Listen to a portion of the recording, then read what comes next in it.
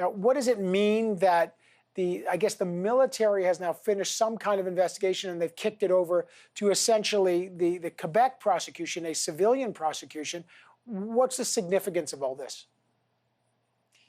Well, on Friday, the military announced that there was an ongoing investigation into Dany Fortin. At the same time, they announced that Dany Fortin was stepping aside from his role at public health pending an investigation. Up until now, everyone has asked why. The complaint was allegedly filed in March. So what happened between March and Friday? This seems to answer it. We reached out to the Quebec prosecutor's office, and they tell us that this military file was handed over to them within the last week. So that is likely what changed and what led the military to announce that there wasn't a military investigation and to announce that Dany Fortin has stepped aside.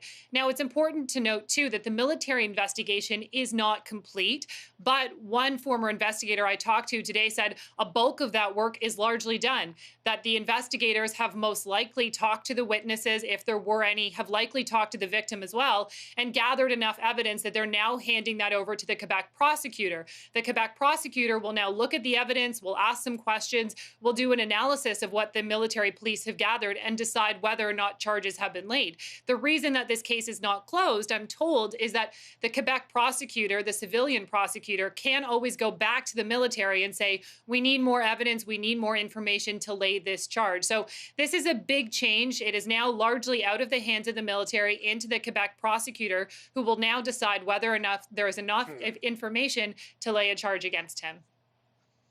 All right, Bergeron Oliver with more details. Annie, great to have you on the program with that.